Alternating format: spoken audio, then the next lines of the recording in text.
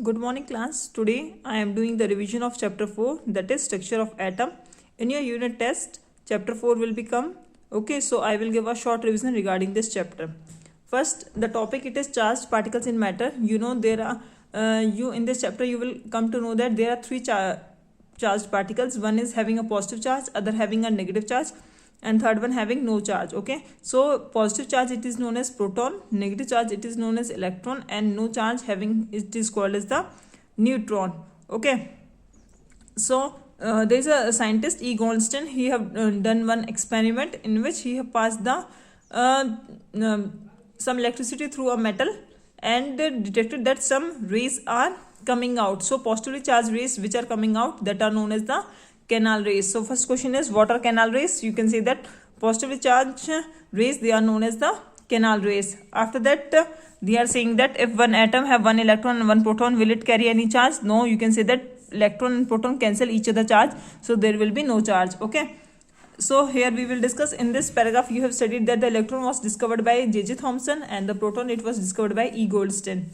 First, the structure of atoms we are discussing. First, the model regarding the atom, it was given by the J.J. Thomson. J.J. Thomson told that the atom it is like a cake pudding in which electrons they are embedded it like the dry fruits or the cherry which are inside the cake pudding. Just like the atom is there, atom it is a positive sphere in which electrons are embedded in it. This was the concept that was given by the J.J. Thomson.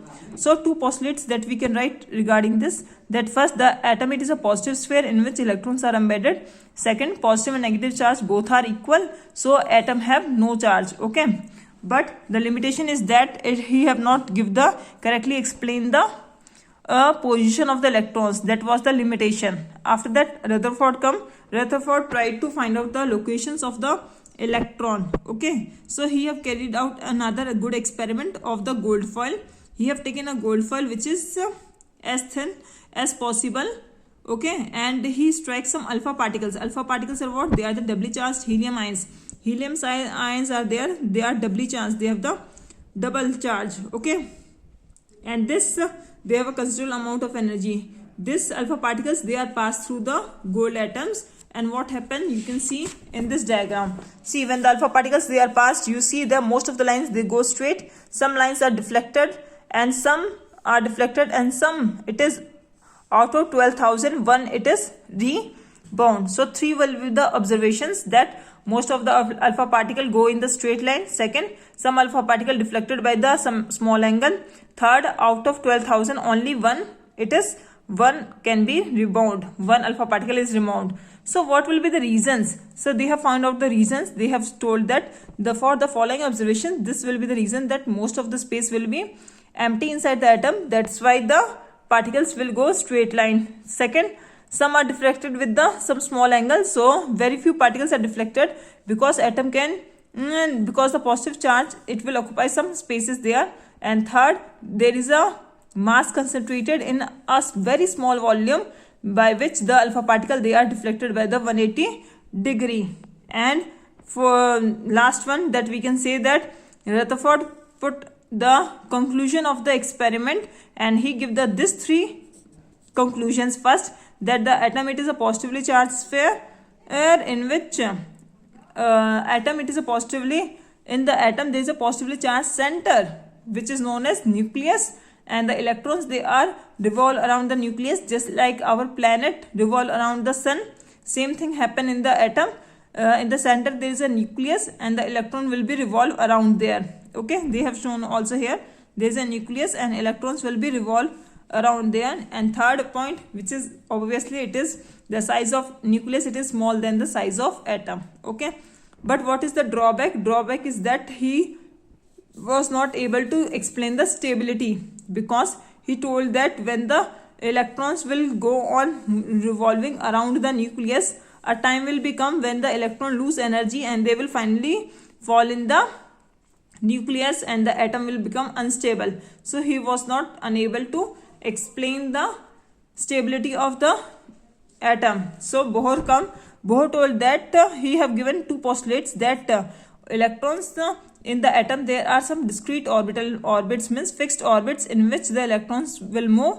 Second, when electrons move in this fixed orbit, they will never lose the energy, so atom is always stable. After that, he have given this orbits name as the K, L, M, N. These are the shells name, and the center one, it is the nucleus. K shell is the first shell, L is the second shell, M is the third shell, N is the fourth shell. Okay. After that, there is a James Chadwick which have discovered the neutron, and he told that the nucleus, it is the, in nucleus there is not only proton, there is also neutron. So it is the sum of proton and neutron in the nucleus, and the electrons, they will move outside the nucleus. Okay.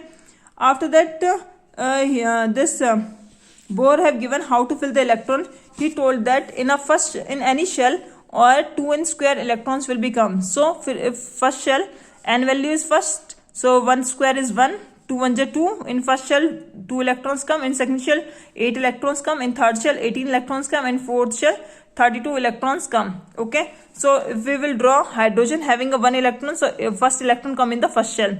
If we will discuss helium, helium have how many electrons? 2 electrons, so 2 electrons come in the first shell. Then in lithium, if you see lithium, it will come in the third number. So how many electrons lithium have? 3. But you know, in the first shell how many electrons come? Only 2 electrons come. So 2 electrons in the first shell, and the third electron, it will go in the second shell. In beryllium, 4 electrons, 2 inside, 2 outside. It is like this. Then 2 in the first shell, 3 in the out shell. In boron, in carbon 2,4, in nitrogen 2,5, in oxygen 2,6. 2 means inside, 6 means outside. Here 2,7, here in neon 2,8. After that, you know, 8 means second shell is filled. Now any electron which is coming, it will come in the third shell.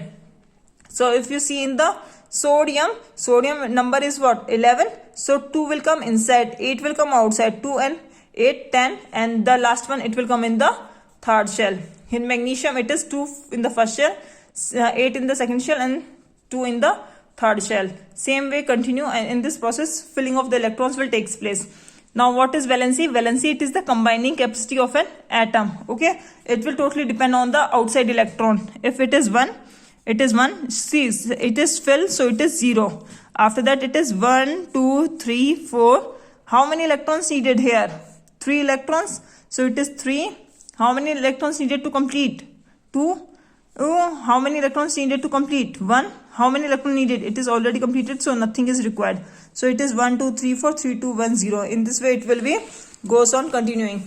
After that, there is an atomic number and the mass number. So definition of the atomic number, it is the number of protons present in the nucleus of an atom. Protons we are saying, we are not saying electrons, because electrons can be changed in an atom. So number of protons in an atom, it is denoted by the Z, and that will be the atomic number. And what will be the mass number? You can say that mass number, it will be the sum of, it is the sum of proton and neutron present in the nucleus. That is will be the mass number. Remember always, the symbol of an atom is always written. After that, in the lowest side atomic number will be written, and in the upper side mass number will be written. For example, they have given the nitrogen. Nitrogen atomic number is 7 and mass number is 14. Let's say I have taken oxygen. Oxygen atomic number is what? 8, and the mass number is what? 16. So you can say that atomic number is 8, so proton will be 8 there. If proton is 8, electron also 8. Okay, and if I have to find out the neutron, minus this from this, you will get the neutron. It is 8. Remember, this is always proton and electron, and if you have to find the neutron, subtract this, you will find out the neutron. After that, the last topic, that is isotopes. Isotopes, you can say that those elements which have the same atomic number but different mass. Okay, learn this definition and learn example. Your work is completed. Example, protium, deuterium, tritium having the atomic number 111. Here have mass 1, 2, 3. Another example they have given, carbon, R1, 12 and 14. So both have atomic number same and the mass number different. Okay. There are many isotopes which have different masses. So for that we will take the average mass. So 35 and 37. It is 3:1, means it is 75% exist in the nature and it is 25% exist in the nature. We have multiplied solid, we will get the average mass of the chlorine here. Learn the applications of isotopes, they are very important. uranium, isotope of uranium used in the nuclear reactor, isotope of cobalt used in the treatment of cancer, isotope of iodine used in the goiter. Last one, it is the isobars. Isobars, you can say that when two elements, they have the different atomic number and the same mass number. Okay, they have different atomic number but same mass number, that are isobars. Example is calcium and argon. Both this have the 18 atomic number and it will have 20, but both mass number is same. If I will discuss this, it is HDT. You know, all of them have the atomic number, means that is the proton 1. But if you discuss the neutron now, neutron it is 0, 1, 2. If you add them, you will get the mass number. See, in the protium it is 1, deuterium 2. So if you find out the mass number now, you will find the answer. It is the mass number 1, 2 and 3 that you are seeing here. 1, 2 and 3. Okay. So this will be our chapter revision. I have done this. If you have a doubt, you can ask me.